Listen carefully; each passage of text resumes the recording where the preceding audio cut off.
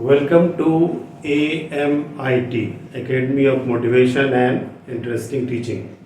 जैसा कि नाम है, हम लोग आपको मोटिवेट भी करते हैं, है ना, और इंटरेस्टिंग वे में चीज़ों को पढ़ाते हैं। तो हम लोग फिजिक्स पढ़ रहे हैं।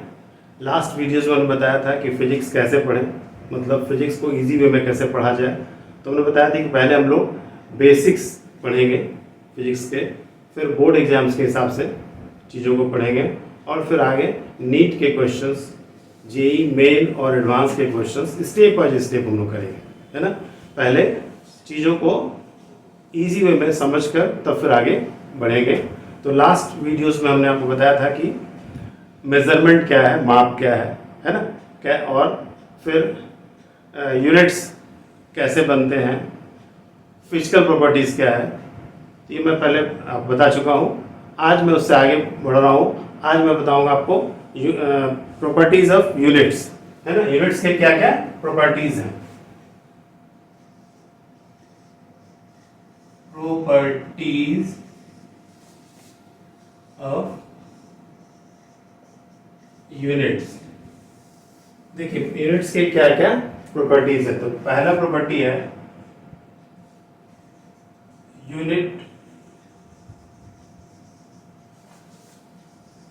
should be of convenient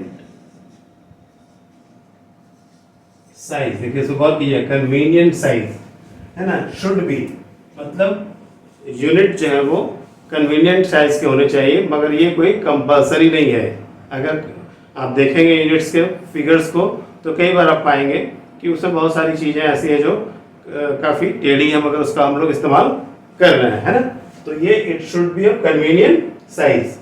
number 2, it should be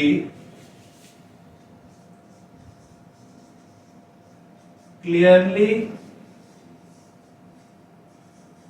defined. गौर कीजिए, क्लियरली डिफाइंड मतलब यूनिट जो है वो बिल्कुल स्पष्ट रूप से परिभाषित होने चाहिए। उसके डेफिनेशन में कहीं किसी तरह का कोई कंफ्यूजन ना हो, है ना। हर चीज बिल्कुल क्लियर होनी चाहिए इसमें। Number 3, the value of unit should not change with change in space and time। देखिए गौर कीजिए, should not change, है ना। The value of unit should not change with change in space and time। कहने का मतलब यह है कि अगर यूनिट के लिए अगर कुछ चीज़ें तय की गई हैं, जो वैल्यू तय किया गया है, वो जगह के बदलने पर या समय के बदलने पर नहीं बदलना चाहिए, वो स्थिर होना चाहिए, है ना। ये क्लियर है। अब आते हैं नंबर 4 पे कि यूनिट के लिए जो भी चीज़ें तय की गई हैं, है ना, वो हमेशा अवेलेबल होनी चाहिए। मतलब अगर पहले कभी किसी चीज़ का आपने इस्तेमाल किया किसी चीज़ को मेज़र करने के लिए, तो फिर वो चीज़ हमेशा अवेलेबल होनी चाहिए। ऐसा नहीं कि फिर वो नहीं अवेलेबल है और आप फिर उस चीज़ को नहीं कर पा रहे हैं। तो इसके लिए क्या होना चाहिए, इट should be reproducible। गौर कीजिएगा, रिप्रोड्यूसिबल, स्पेलिंग ध्यान दीजिएगा, इसलिए मैं स्पष्ट बोल रहा हूँ, रिप्रोड्यूसिबल, है ना। जिसे रिप्रोड्यूस किया जा सके, मतलब जब जरूरत हो तो उसे अवेलेबल किया जा सके। इसको समझने के लिए मैं अवेलेबल भी लिख रहा हूँ, मतलब ये वो अवेलेबल होना चाहिए। क्लियर है। इसमें देखिए 4 प्रॉपर्टीज हैं यूनिट्स के, है ना। इनमें से अगर नंबर 2, 3, 4 ये 3 प्रॉपर्टीज हैं यूनिट्स के, तभी वो उस यूनिट को या उन चीज़ों को इंटरनेशनली एक्सेप्ट किया जाता है, और तब फिर जाकर के वो यूनिट बनता है। मतलब यूनिट के बनने के लिए ये जो 3 प्रॉपर्टीज हैं, है ना, 2, 3 एंड 4, ये होना जरूरी है। इसके बगैर यूनिट्स इंटरनेशनली एक्सेप्ट नहीं किए जा सकते हैं, है ना। तो ये कंपलसरी है यूनिट्स के इंटरनेशनली एक्सेप्ट होने के लिए। क्लियर है? बढ़े आगे।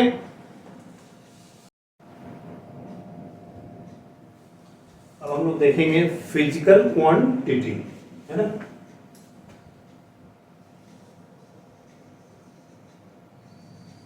फिजिकल क्वांटिटी, इसको मैं शॉर्ट में पीक्यू लिखूंगा, है ना। देखिए पहले मैं बता चुका था फिजिकल क्वांटिटीज होते क्या है, ऐसे क्वांटिटीज है ना जिनको कि हम माप सकते हैं, नाप सकते हैं, है ना।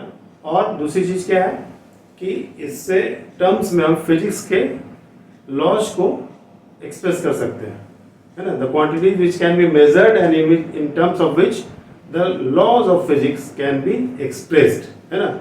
सरल भाषा में कहें तो फिजिक्स के लॉज को हम उनके फिजिक्स के नियम को हम लोग फिजिकल क्वांटिटीज के माध्यम से बता सकते हैं, समझा सकते हैं, है ना।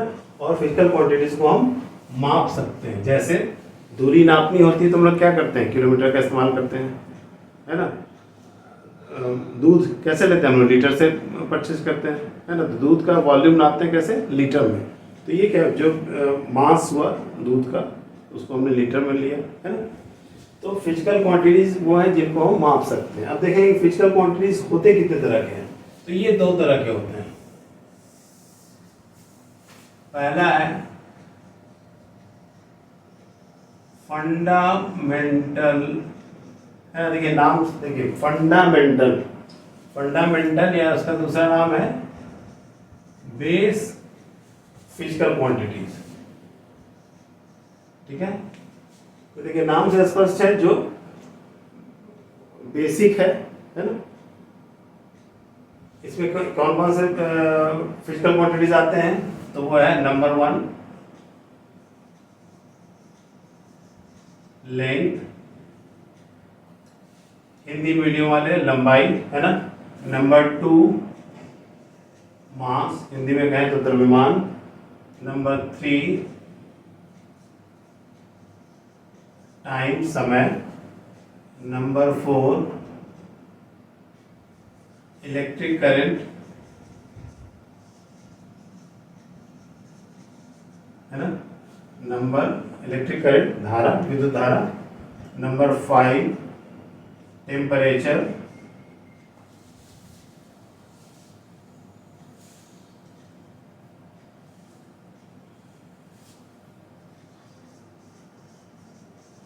टेम्परेचर, ताप, है ना।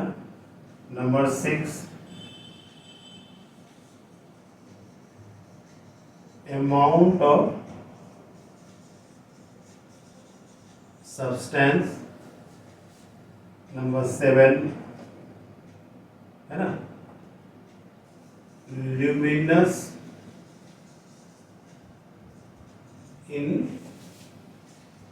इंटेंसिटी, ल्यूमिनस इंटेंसिटी, ठीक है। क्लियर है। 1 length, 2 mass, 3 time, 4 electric current, 5 temperature, 6 amount of substance, 7 luminous intensity. तो ये फंडामेंटल या बेस फिजिकल क्वांटिटी है ना। ये अपने आप में पूर्ण है। इनको पूरा करने के लिए कुछ इसमें और फिजिकल क्वांटिटी जोड़ गया है, तो उनका नाम रखा गया कॉम्प्लीमेंट्री। कॉम्प्लीमेंट्री,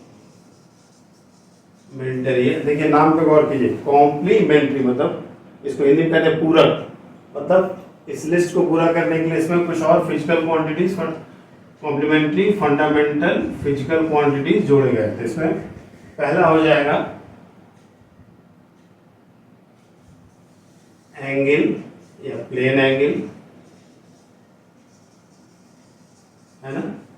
और दूसरा हो गया, इसको हम लोग आमतौर पर प्लेन एंगल को एंगल कहते हैं, है ना। नंबर 2 हो गया सॉलिड एंगल, है ना। नंबर 2 हो गया सॉलिड एंगल। तो ये 1 से लेकर 7 और ये 2 9, टोटल 9 फंडामेंटल फिजिकल क्वांटिटीज हुए। ये क्या है, अपने आप में पूर्ण है ना। इनके मिलने से जो फिजिकल क्वांटिटीज बनते हैं उनको कहते हैं डिराइव्ड। तो नंबर 2 हो गया डिराइव्ड फिजिकल क्वांटिटीज, है ना। जैसे स्पीड, तो स्पीड क्या होता है, डिस्टेंस, मैं शॉर्ट में लिख रहा हूं, डिस्टेंस बाय टाइम, है ना। स्पीड 4 है ना, डिस्टेंस बाय टाइम। तो डिस्टेंस क्या हो गया, लेंथ है, टाइम है ना, लेंथ बाय टाइम। तो ये स्पीड क्या हुआ, ये डिराइव फिजिकल क्वांटिटीज, हिंदी में कहते हैं व्युत्पन्न, मतलब जो फंडामेंटल फिजिकल क्वांटिटीज के मिलने से बना, जो इनसे बना, पैदा हुआ, उत्पन्न हुआ, जो कहिए, है ना। उसी तरह से देखेंगे वॉल्यूम। वॉल्यूम में क्या होता है, वॉल्यूम क्या है, ये डिराइव्ड फिजिकल क्वांटिटी है ना। इसमें लेंथ 3 बार आया, है ना। तो फंडामेंटल फिजिकल क्वांटिटीज के मिलने से जो बना वो कहलाया डिराइव्ड फिजिकल क्वांटिटी, है ना। ये देखिए फंडामेंटल फिजिकल क्वांटिटीज के डिवीजन से या मल्टीप्लिकेशन से जो बनता है उसको कहते हैं डिराइव्ड फिजिकल क्वांटिटीज। क्लियर है यहाँ तक। हाँ, हम लोग देखेंगे यूनिट्स, है ना। यूनिट्स कितने तरह के होते हैं, मैंने बता रहा हूं आपको।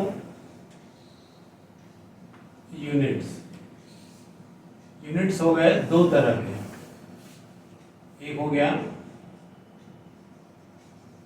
फंडामेंटल या बेस यूनिट, और दूसरा हो गया डिराइव्ड, है ना। तो ये फंडामेंटल या बेस यूनिट्स मतलब ये है क्या, units of fundamental physical quantity, ठीक है।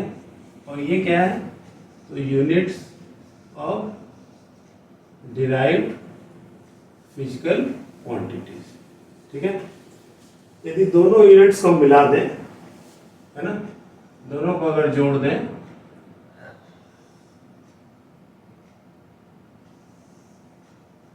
तो उससे बनता है सिस्टम ऑफ यूनिट्स, है ना। इसके बाद हम देखेंगे सिस्टम ऑफ यूनिट्स क्या है, ठीक है। अब लोग पढ़ेंगे सिस्टम ऑफ यूनिट्स।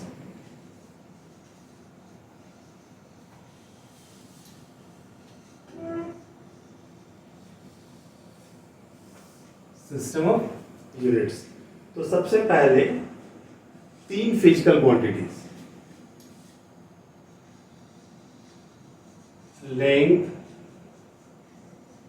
मास और टाइम, इन तीनों के लिए सिस्टम ऑफ यूनिट्स बनाए गए, ठीक है।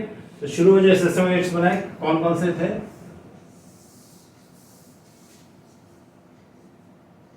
पहला आया CGS, है ना। CGS ये क्या है, फ्रेंच सिस्टम ऑफ यूनिट्स है ना। ये फ्रेंच सिस्टम ऑफ यूनिट्स है। इसमें C मतलब सेंटीमीटर, G मतलब ग्राम, S मतलब सेकेंड, ठीक है। दूसरा आया FPS, ये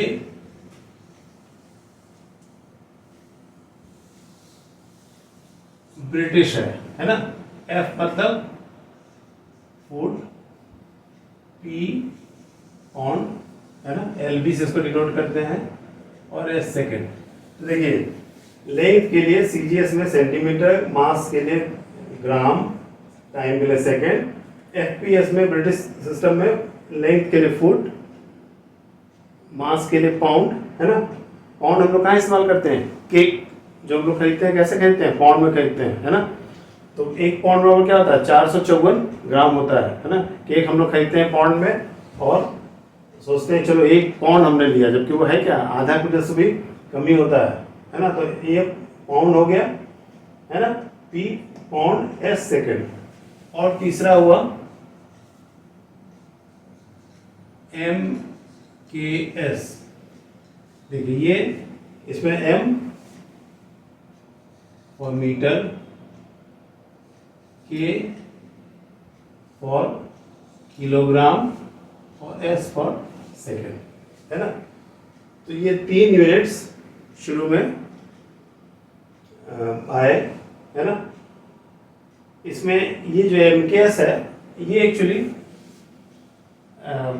10 पे बेस्ड है, ऐसे ये भी 10 पे बेस्ड है। और फिर इसी को हमने आगे हम लोगों ने बढ़ाया। तो ये 3 यूनिट शुरू में आए। ये जो आपने देखा 3 फिजिकल क्वांटिटी, लेंथ, मास और टाइम, इनका पहले यूनिट्स लोग डेवलप किए। फिर 1960 में 1960 में general conference on weights and measures करके कॉन्फ्रेंस हुआ। ये मैं फुल फॉर्म नहीं लिख रहा हूँ क्योंकि हिस्ट्री की चीज़ है, हम लोग के काम की चीज़। तो 1960 में फिर जो बाकी फिजिकल क्वांटिटीज बच गए, है ना, जो बाकी फंडामेंटल फिजिकल क्वांटिटीज बच गए, जैसे electric current, temperature, amount of substance, luminous intensity, solid angle, plane angle, उनके यूनिट्स 1960 में जोड़े गए, है ना।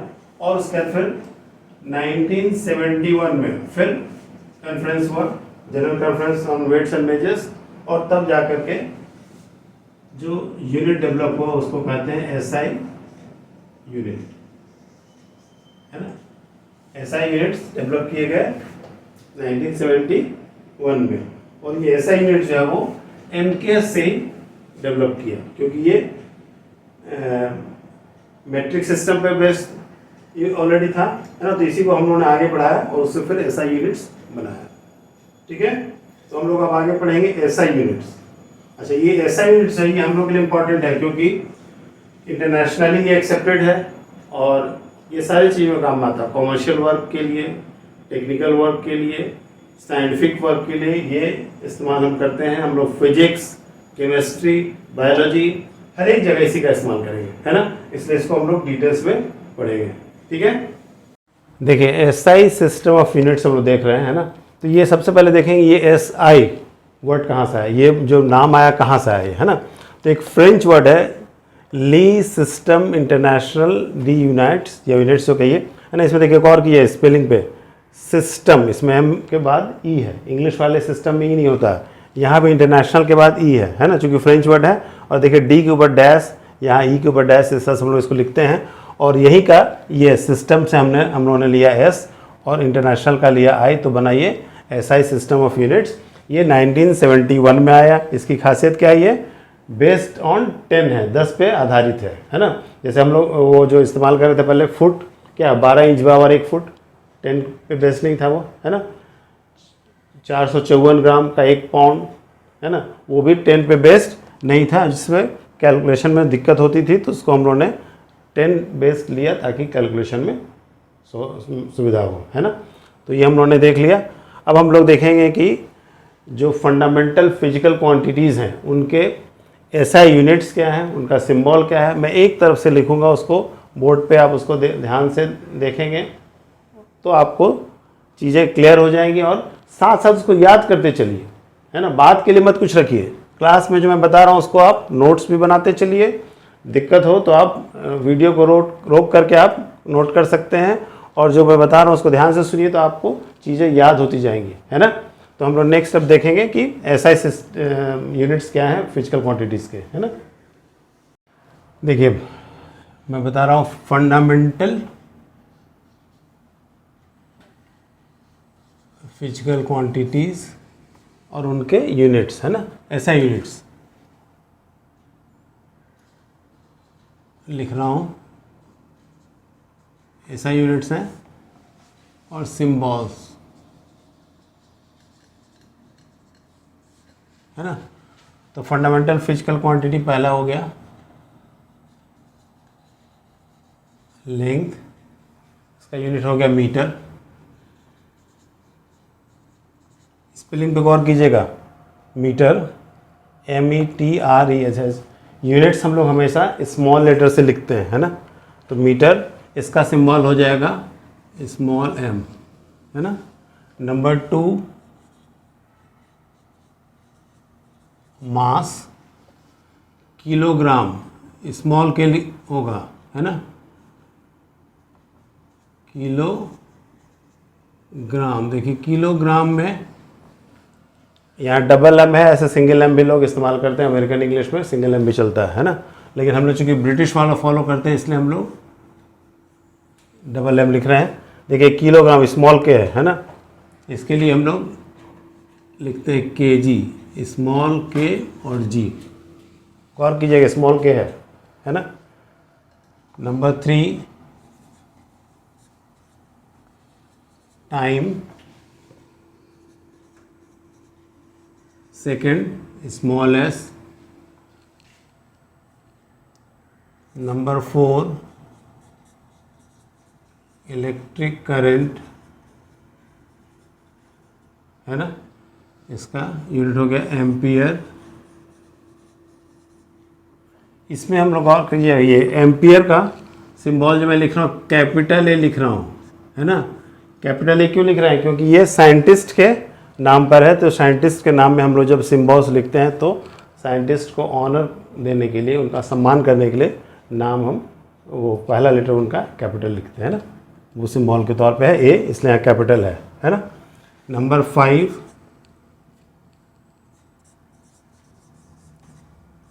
टेम्परेचर, है ना। तो ये यहाँ भी देखिए स्मॉल के होगा, केल्विन। ये भी साइंटिस्ट के नाम से, इसलिए इसमें जब इसका सिंबल लिखेंगे तो कैपिटल में लिखेंगे। देखिए ये के कैपिटल है ना। Temperature kelvin. Number 6 amount of substance,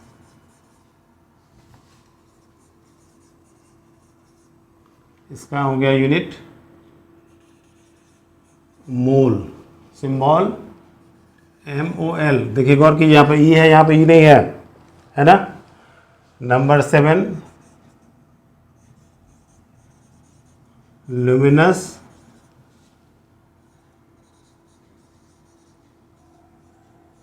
intensity, इसका है कैंडेला। इसको हम लोग CD लिखते हैं, CD देखिए स्मॉल, है ना, स्मॉल CD।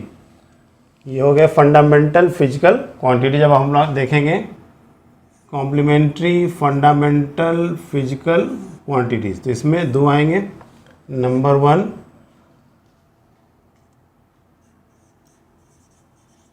प्लेन एंगल, है ना, इसका ये इसका हो जाएगा रेडियन, प्लेन एंगल रेडियन। इसको हम लोग शॉर्ट में RAD रेड या RD या R से भी डिनोट करते हैं ना। रेडियन देखिए RAD रेड या RD या R से भी डिनोट करते हैं, है ना। नंबर 2 हो जाएगा सॉलिड एंगल, इसका यूनिट है स्टेरेडियन। स्पेलिंग में गौर कीजिए, STER इसमें जुड़ गया है ना। इसको शॉर्ट में हम लोग ये सिंबल जो लिखते हैं तो ST-RD या SR भी लिखते हैं, है ना। तो ये हो गया फंडामेंटल फिजिकल क्वांटिटीज़, उनके SI यूनिट्स हो गए और उनके सिम्बॉल्स हो गए। इसमें हमने क्या बताया कि ये साइंटिस्ट के नाम पे है एम्पियर, है ना। एम्पियर साहब के नाम पे है, इसलिए यहाँ A कैपिटल है, और यहाँ ये केल्विन के नाम पे है, ये भी साइंटिस्ट थे इसलिए यहाँ भी K कैपिटल है। यहाँ देखिए KG में स्मॉल है K, है ना। बाकी सारे जो सिम्बॉल्स है वो स्मॉल लेटर्स में है ना। क्लियर है यहाँ तक। हम लोगों ने 2 टर्म इस्तेमाल किया जो मेरे ख्याल से आपके लिए नया है ना, प्लेन एंगल और सॉलिड एंगल। तो उसको मैं बता दे रहा हूँ क्या चीज़ है ना, उसको क्लियर कर दे रहा हूँ। तो सबसे पहले देखिए प्लेन एंगल क्या होता है।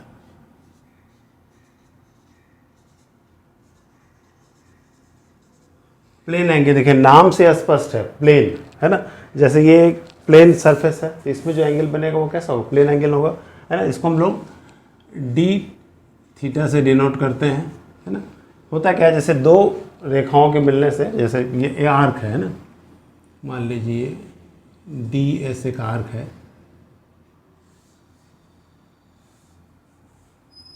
तो ये क्या होगा, ये आर हो गया त्रिज्या, है ना। और ये जो कोण बना है इसको कहते हैं डी थीटा, है ना। ये प्लेन एंगल हो गया, है ना। इसमें इसको अगर देखें तो क्या होगा, डी थीटा बराबर ये आर्क क्या होता है, एंगल में क्या होता है, आर्क बटा रेडियस, तो आर्क हो गया डी एस और रेडियस हो गया आर, है ना। अच्छा ये इंपॉर्टेंट है आपके लिए, मैं बता दूं, जब हम लोग डायमेंशंस पढ़ेंगे तो इसकी चर्चा फिर करेंगे। इसकी खासियत क्या है कि इसका यूनिट है रेडियन, है ना, मगर इसका डायमेंशन नहीं होता। क्यों नहीं होता डायमेंशन, यहाँ देखिए डी एस क्या है, आर्क है, मतलब ये लेंथ हो गया, रेडियस ये भी लेंथ हो गया, तो लेंथ लेंथ कैंसिल हो गया, तो ये डायमेंशन लेस है ना। बल्कि ये लास्ट ईयर 2022 के नीट के एग्ज़ाम में 4 मार्क्स का क्वेश्चन था इसमें, कि भाई ऐसा कौन सा है जिसमें कि डायमेंशन लेस है मगर यूनिट है, इस पर क्वेश्चन था, है ना। इसलिए मैं इसको बार बार जोर दे रहा हूँ। तो ये हो गया प्लेन एंगल, समझ गए, है ना। अब देखिए सॉलिड एंगल, दूसरा नाम है सॉलिड एंगल, इसको डी ओमेगा से दर्शाते हैं, है ना। ये है क्या, आपने कभी ये देखा, तरबूज जो लोग बेचते हैं, है ना, तो क्या करते हैं, चाकू से वो अगर आपको कहते हैं दिखलाइए भाई तरबूज पका है कि नहीं, तो कैसे काटते हैं वो, उसको चाकू घुसा करके उसमें से वो एक स्क्वायर शेप में या रेक्टेंगुलर शेप का वो पीस निकालते हैं। तो आप नीचे गौर किए तो उसमें नीचे एक पोर्शन जो आता है वो पॉइंटेड, वहाँ एक एंगल बनता है। जैसे देखिए ये अगर तरबूज का हम लेते हैं एग्जाम्पल, इस तरह का अगर हम पीस निकालें,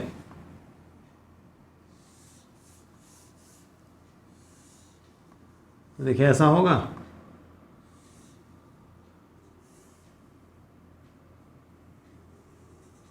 तो यहाँ देखिए यहाँ एक ऐसा एंगल बन रहा है। तो अगर ये मान लीजिए डी ए एरिया है, तो ये क्या, आर रेडियस हो गया, यहाँ जो ये एंगल बना ये हुआ डी ओमेगा, तो डी ओमेगा इक्वल टू क्या हो जाएगा, d a by r square होता है। ये भी आर हो गया, ये भी आर हो गया, है ना। तो ये क्या हो गया, आर स्क्वायर हो गया, है ना। तो इसका यूनिट क्या हो जाएगा, एस टी रेडियन, है ना। या फिर आप इसको और समझने के लिए मैं फिर से बता दूं, जैसे आप आइसक्रीम खाते हैं ना, कोन वाला आइसक्रीम, तो कोन वाला आइसक्रीम कैसा होता है, देखिए ऐसा होता है, ऐसा होता है। यहाँ जो एंगल बन रहा है देखिए, ये जो एंगल बन रहा है ना, ये सॉलिड एंगल है ना। यहाँ जो एंगल बना ये सॉलिड एंगल है, या कोन केस में देखिए तो यहाँ ये जो एंगल बना ये डी ओमेगा हो गया, है ना, ये सॉलिड एंगल हुआ। क्लियर है यहाँ तक। या फिर देखिए क्या, ये डी ए मतलब एरिया मतलब एल स्क्वायर, आर स्क्वायर मतलब फिर एल स्क्वायर होगा, तो ये भी आपस में कट जाए, तो ये भी क्या है, एक डायमेंशनलेस फिजिकल क्वांटिटी है, इसका यूनिट है मगर डायमेंशन नहीं है। क्लियर, बढ़े आगे। देखिए हमने पहले कहा था ना कि हम लोग बिल्कुल छोटी छोटी चीज़ पढ़ते चलेंगे ताकि आपको आगे दिक्कत ना हो।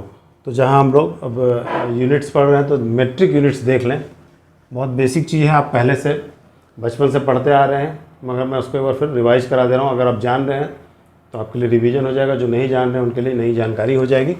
तो मेट्रिक यूनिट्स हम लोग देखते हैं।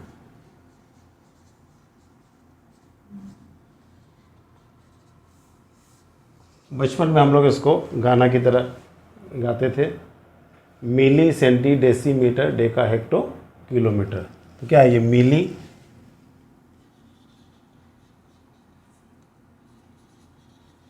Senti deci metre deca hecto kilometre. तो इसमें देखिए ये मीटर हो गया, है ना। इसे सब में मीटर जोड़ते जाएंगे, तो millimetre, centimetre, decimetre, metre, decametre, hectometre, kilometre, है ना। तो इसमें इसका सिंबल क्या है, मिलीमीटर। तो एम मीटर के लिए एम, मिली के लिए स्मॉल एम, है ना। एम हो गया, सेंटीमीटर के लिए c m, decimetre d m, metre के लिए एम, डेकामीटर में देखिए डेका के लिए डी ए इस्तेमाल करते हैं हम लोग, है ना। तो ये हो गया डैम, है ना। हेक्टो के लिए एच, मीटर के लिए एम, किलो के लिए के, मीटर के लिए एम, तो किलोमीटर हो गया, है ना। यहाँ तक देखिए उससे क्या 10-10 का रिलेशन होता है। ये 10 मिलीमीटर बराबर 1 सेंटीमीटर, 10 सेंटीमीटर बराबर 1 डेसीमीटर, 10 डेसीमीटर बराबर 1 मीटर, है ना। तो इसमें आपस में 10 का रिलेशन है। तो इसको देखिए मैं स्पष्ट कर दे रहा हूँ। अगर ये हम यहाँ इसमें क्या करते हैं, हम लोग मीटर को बेस लेते हैं, क्योंकि ऐसा यूनिट्स में लोग मीटर ही इस्तेमाल करते हैं, है ना। तो बाकी को भी अगर एक्सप्रेस करना हो तो मीटर के टर्म्स में हम लोग एक्सप्रेस करते हैं, है ना। तो अगर इसमें देखें तो कितना हो जाएगा, 10 का रिलेशन है, मतलब 10 मीटर बराबर 1 डेकामीटर हुआ। तो इसके लिए क्या करेंगे, यहाँ हम लिखेंगे 10⁻1 मीटर। अगर हेक्टोमीटर लिखना होगा तो लिखेंगे 10⁻2, मतलब 10 स्क्वायर, है ना, 10 का स्क्वायर, है ना, 10⁻2 मीटर। किलोमीटर लिखना हो तो 10⁻3 मीटर, मतलब क्योंकि हम जानते हैं कि 1000 मीटर बराबर 1 किलोमीटर। अब इधर उल्टा चले हम लोग तो क्या हो जाएगा, यहाँ पर डेसीमीटर क्या हो जाएगा 10⁻⁻1 मीटर। ये हो जाएगा सेंटीमीटर क्या हो जाएगा 10⁻⁻2 मीटर। अब मिलीमीटर हो जाएगा 10⁻⁻3 मिलीमीटर, ठीक है। इसमें अगर कोई कन्फ्यूजन मैं क्लियर कर दूँ, देखिए कि है क्या, ये कैसे आया। जैसे मान लीजिए इसको मैं एक्सप्लेन करता हूँ। आप जानते हैं 100 सेंटीमीटर बराबर 1 मीटर होता है ना। इसको अगर मान लीजिए हम चेंज करें तो क्या हो जाएगा, 1 मीटर और क्या हो जाएगा 1 बाई ये 100 इधर आ जाएगा, होगा ना छोटा। अगर 100 सेंटीमीटर 1 मीटर है तो 1 सेंटीमीटर क्या होगा, उसका 100वां हिस्सा होगा, तो 1/100 मीटर। इसको हम ऐसे लिख सकते हैं 10⁻⁻2 मीटर। क्लियर है ना। तो ये देखिए इसको हमने एक्सप्लेन किया उसी तरह से, ये बाकी भी होगा। इसमें कहीं कोई कन्फ्यूजन नहीं ना है। बढ़े आगे, देख लीजिए milli, centi, deci, metre, deca, hecto, kilometre को गाने की तरह बस याद रखना है। और ये सब चीज़ें बिल्कुल दिमाग में स्पष्ट होनी चाहिए। एग्जाम में जब आप नीट का एग्ज़ाम देंगे या फिर आप जेई का एग्ज़ाम देंगे तो उसमें टाइम का काफ़ी प्रेशर होगा। आपको ये छोटी छोटी चीज़ें बिल्कुल स्पष्ट होनी चाहिए, कहीं पर इसमें समय नहीं लगना चाहिए या इसके चलते कोई मिस्टेक ना हो। नहीं तो आपने सारा चीज़ सही किया, कैलकुलेशन आपने सही किया, सब कुछ ठीक किया, लेकिन आप जब चॉइस देखें तो वहाँ पर आपने सोचा था सेंटीमीटर होगा और चॉइस दे दिया गया मीटर में, या आपने सोचा था ये किलोमीटर में ऑप्शन होगा, चॉइस था मीटर में, तो आप वहाँ कंफ्यूज कर जाएंगे, है ना। इसलिए ये चीज़ें बिल्कुल स्पष्ट होनी चाहिए। बढ़े आगे, कि छोटी छोटी चीज़ों को बिल्कुल दिमाग में रखना है, उसके लिए समय ना लगे, आपको अलग से सोचना ना पड़े। तो ये चीज़ आप बिल्कुल याद रखिए। 100 सेंटीमीटर बराबर 1 मीटर, 1000 मिलीग्राम बराबर 1 ग्राम, 1000 ग्राम बराबर 1 किलोग्राम। अच्छा, ये मिलीग्राम कहाँ हम लोग इस्तेमाल करते हैं, हम लोग दवा में, मेडिसिन में इस्तेमाल करते हैं। आपने सुना होगा 5 मिलीग्राम, है ना, 5 mg, 10 mg, 20 mg, है ना। तो 1000 milligram equal to 1 gram, 1000 gram equal to 1 kilogram, 100 kg kilogram बराबर 1 क्विंटल। देखिए QUINTL क्विंटल, है ना। 1000 किलोग्राम बराबर 1 टन, है ना। ट्रक में जो माल लोड होता है उसकी कैपेसिटी कैसे दी जाती है, टन में बताया जाता है कि इतना टन माल इसमें जा सकता है ना, इतने टन की कैपेसिटी है। तो कैलकुलेशन में ये सारी चीज़ें दिमाग में आपके पहले से होंगी तो आपको सुविधा होगी। ठीक है, बढ़े आगे। यहाँ भी हम लोगों ने देखा मेट्रिक यूनिट्स, है ना, मिली, सेंटी, डेसीमीटर जो भी देखा हमने वो सब मेट्रिक यूनिट्स है। अब हम लोग कुछ नॉन मेट्रिक यूनिट्स देखेंगे लेंथ के, है ना। तो नॉन मतलब जो मेट्रिक यूनिट्स नहीं है, non metric units of length, है ना। इसमें सबसे पहले देखेंगे 1 एस्ट्रोनॉमिकल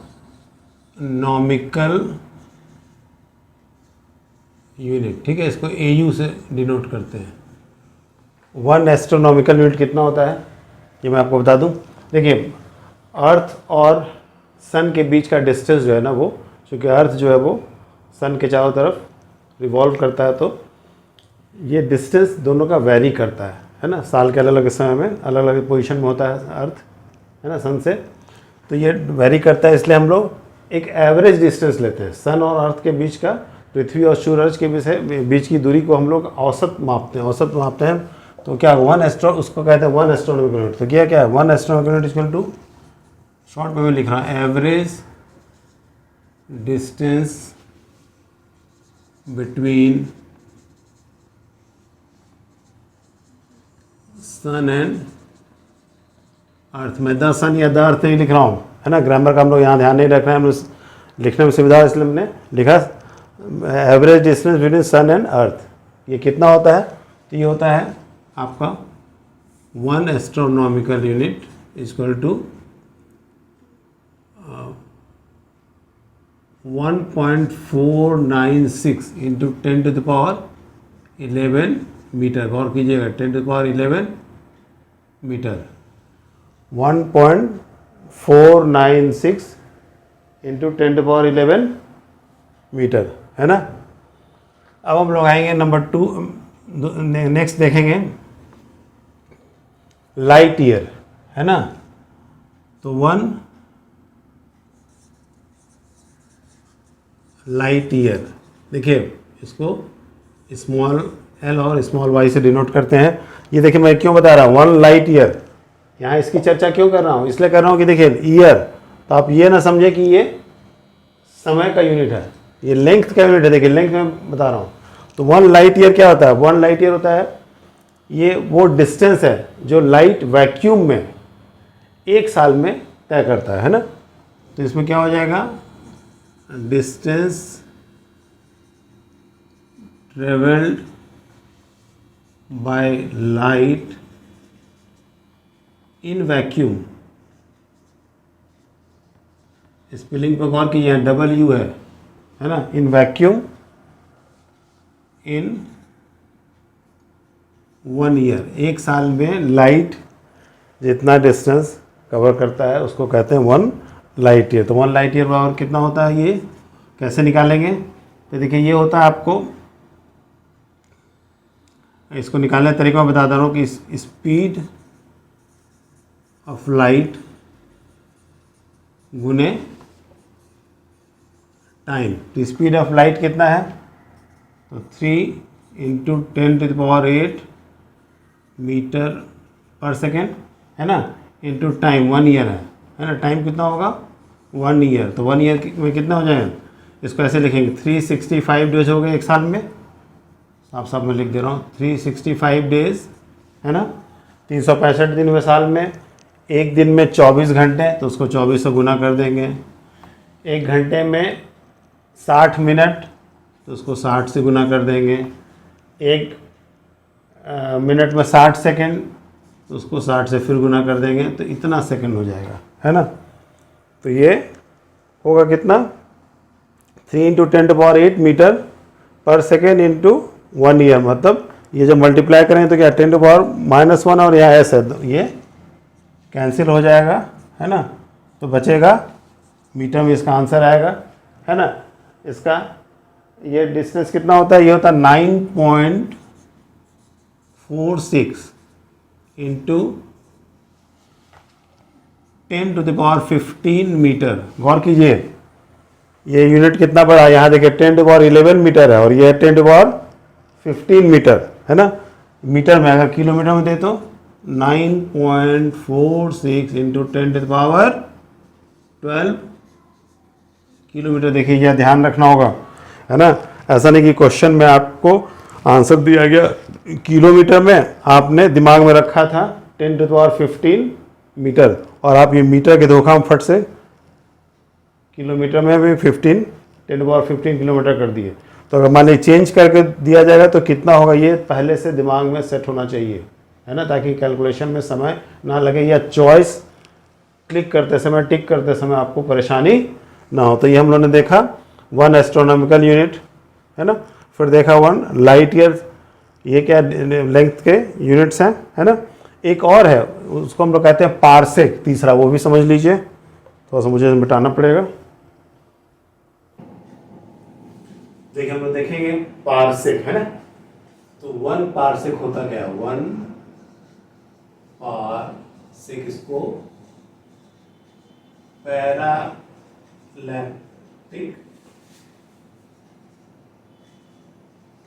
सेकेंड भी कहते हैं। एक्चुअली ये सेकेंड, इसी के लिए बदले यहाँ लिखना है सेक, है ना। तो देखिए सेकेंड, पैरालैक्टिक सेकेंड, तो देखने से क्या लगता है कि जैसे कि कोई टाइम का यूनिट हो, है ना, समय का यूनिट हो, लेकिन एक्चुअली है ये लेंथ का यूनिट, है ना। ये होता क्या है, इसको पहले मैं एक्सप्लेन कर दूं कि जैसे मान लीजिए ये अर्थ है ना, यहाँ सन है, तो ये डिस्टेंस क्या होगा, 1 एस्ट्रोनॉमिकल यूनिट के बराबर होगा। ये समझिए कि एक आर्क है, मान लीजिए यहाँ से कोई रे चला है, ऐसे कोई किरण यहाँ से ऐसे चली, इस दूरी पे अगर इसको हम यहाँ से कोई रे चला, इस दोनों को हमने यहाँ मिलाया, तो यहाँ पर 1 सेकेंड ऑफ आर्क का एंगल बनता है। तो ये जो डिस्टेंस है, ये जो डिस्टेंस होगा, ये 1 पारसेक के बराबर होगा, यहाँ है ना। तो इसमें क्या हो रहा है कि अगर एक एस्ट्रोनॉमिकल यूनिट का आर्क है, तो वो जहाँ पे, जिस दूरी पे 1 सेकेंड ऑफ आर्क का एंगल बनाएगा, वो डिस्टेंस 1 पारसेक के बराबर होगा। जिसका डेफिनेशन में लिख दे रहा हूँ, the distance at which an arc of 1 astronomical unit makes an angle of 1 second of arc, है ना। तो ये कितना बड़ा होता है, ये होता है 3.08 इंटू 10⁻16 मीटर के बराबर, है ना। इस पर क्वेश्चन आता है एग्जाम में कि अगर 1 एस्ट्रोनॉमिकल यूनिट है, 1 लाइट ईयर है और 1 पारसेक है, तो इस तीनों को इंक्रीजिंग ऑर्डर में के साइज के हिसाब से अरेंज कीजिए या फिर डिक्रीजिंग ऑर्डर। तो इसके हम लोग समझ लें कि कैसे इसको हम लोग अरेंज करेंगे। तो देखिए क्या है, अगर हम लेते हैं 1 एस्ट्रोनॉमिकल यूनिट, फिर लेते हैं 1 लाइट ईयर और लेते हैं 1 पारसेक, तो तीनों का जो यूनिट है उसको देखें, ये कितना हो गया, ये हो गया 1.496 इंटू 10⁻11 मीटर, ये हो जाएगा 9.46 इंटू 10⁻15 मीटर, ये है 3.08 इंटू 10⁻16 मीटर। तो देखिए बिल्कुल स्पष्ट है। अगर इस फिगर पर नहीं भी ध्यान दें तो मेनली यहाँ अगर हम देखें तो देखिए 10⁻11 मीटर और ये 10⁻15 मीटर, इसमें तो ये इसकी तुलना में काफ़ी बड़ा है। और फिर यहाँ देखें 10⁻15 और यहाँ 10⁻16 है, मतलब ये इससे बड़ा है। तो अगर इस पर रिलेशन में बैठाएं तो देखिए ऐसा होगा, ये बड़ा है इससे, मतलब ये बड़ा हुआ, ये छोटा हुआ, इस दोनों में आपस में देखें तो ये बड़ा हुआ, ये छोटा हुआ। तो ये आपको बिल्कुल क्लियर होना चाहिए, इसमें दिमाग में आप पहले से सब सेट कर लीजिए। एग्जामिनेशन हॉल में आपको इतना सोचने का मौका कई बार नहीं मिलेगा। क्लियर है, बढ़े आगे। हम लोग कुछ छोटे यूनिट्स देख लें लेंथ के, है ना, जैसे 1 माइक्रोन या माइक्रोमीटर, इसको हम लोग म्यू से डिनोट करते हैं। ये कितना होता है 10⁻⁻6 मीटर, है ना। उसी तरह से 1 नैनोमीटर, है ना, इसको हम लोग nm लिखते हैं, इक्वल टू 10⁻⁹ मीटर, है ना। 1 एंगस्ट्रॉम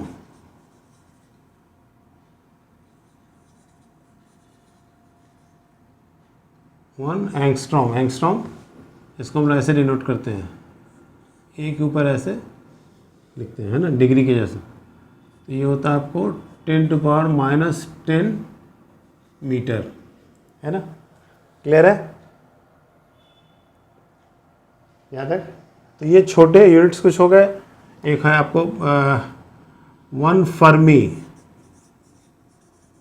मतलब इसको F से डिनोट करते हैं 10⁻⁻15 मीटर, है ना। क्लियर है। 1 micron 10⁻6 metre, 1 nanometre 10⁻9 metre, 1 angstrom 10⁻10 metre, 1 fermi 10⁻15 metre, है ना। कभी कभी लोग ऑप्शन में करते क्या है कि जैसे एंगस्ट्रॉम को ये नैनोमीटर में दे देंगे, है ना। तो देखिए कि कितना का अंतर है, एक 10 का इसमें अंतर पड़ेगा, है ना, वो ध्यान दीजिएगा। टाइम के कुछ यूनिट्स देख लें जो हमेशा इस्तेमाल होते हैं, जैसे 1 सोलर ईयर,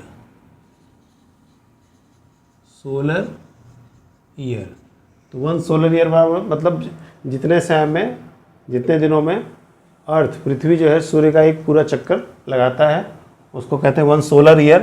तो ये होता है आपको 365.25 डेज, ठीक है। लेकिन हम लोग क्वेश्चंस में बनाते समय इसका इस्तेमाल, इसको हम लोग लगभग में लेते हैं 365 डेज, है ना। 365 डेज लेके हम लोग क्वेश्चन बनाते हैं। एक होता है लीप ईयर। लीप ईयर मतलब आपको पता है ना, 4 साल में एक बार होता है, तो उसमें फरवरी 29 डेज का होता है, इसलिए वो 366 डेज का होता है, 366 डेज। इसमें फरवरी का जो महीना है उसमें 29 डेज होते हैं, है ना। अच्छा, कभी गौर किया कि ये कैसे, ऐसा क्यों हो रहा है, कैसे हो रहा है? तो देखिए गौर कीजिए, यहाँ पर देखिए, यहाँ क्या है, 1 सोलर ईयर क्या है 365.25, तो 4 साल में क्या होगा, ये 0.25 मिला लेंगे तो क्या होगा, एक दिन के बराबर होगा। 1/4 को हमने 4 बार लिया तो 1 के बराबर होगा, इसलिए देखिए यहाँ पर ये 4 साल में एक दिन बढ़ जाता है। क्वेश्चन में अगर दिया हुआ है सीधे सीधे 1 साल, तो हम लोग ये 365 डेज लेते हैं। अगर लीप ईयर दिया है तब फिर 366 डेज लेते हैं, है ना। उसी तरह से लूनर मंथ, 1 लूनर मंथ मतलब जितने समय में चंद्रमा पृथ्वी का एक चक्कर लगा लेता है ना। तो ये आपको है 27.3 डेज, है ना। तो ये कुछ चीज़ आपको याद रखनी होंगी ताकि क्वेश्चन बनाते समय आपको परेशानी ना हो, है ना। कोई कुछ नहीं दिया है क्वेश्चन में, इसका मतलब 365 डेज, 1 साल का मतलब। अगर लीप ईयर दिया है तब 366 डेज लेंगे, है ना। अब हम लोग कुछ एसआई प्रीफिक्सेस देख लें, है ना, जो कॉमन है। एसआई प्रीफिक्सेस जैसे 10⁻15, है ना, इसको लिखते हैं पेटा, इसका सिंबल हो गया कैपिटल P। 10⁻12 टेरा, इसका सिंबल हो गया T। 10⁻9 गीगा, कैपिटल G, देखिए सब कैपिटल में है। 10⁻6 मेगा, कैपिटल M, है ना। लेकिन फिर इसके बाद जो हम लोग लिखते हैं उसको हम लोग स्मॉल में लिखते हैं, है ना, जैसे किलो, मिली, सेंट, वो सब जो है वो स्मॉल में लिखते हैं, याद रखिएगा। इसी तरह से जैसे यहाँ पर 10⁻−15 है तो फेमटो, स्मॉल एफ से लिखते हैं। 10⁻−12 तो पिको, स्मॉल p। 10⁻−9 हमने बताया अभी नैनो, है ना, स्मॉल n। 10⁻−6 माइक्रो, इसको म्यू से डिनोट करते हैं, है ना। और फिर आप मिली सेंटी सब जान रहे हैं। तो ये जो कुछ कॉमन है वो हमने आपको बता दिया, क्योंकि इसमें आपको ज़रूरत पड़ेगी, है ना। जैसे मान लें कर दे दिया गीगामीटर, गीगामीटर अगर है, कह रहे हैं कि 1 गीगामीटर है, मतलब 10 टू पावर कितना हो जाएगा, देखिए 9 मीटर, है ना। मेगामीटर है तो 10 टू पावर 6 मीटर हो जाएगा, है ना। ये चीज़ें बिल्कुल आपके दिमाग में स्पष्ट होनी चाहिए, है ना। तो ये हम लोगों ने बेसिक चीज़ें देख लिया यूनिट्स का। अब हम लोग नेक्स्ट क्लास में पढ़ेंगे यूनिट, ये डायमेंशंस, है ना, विमा।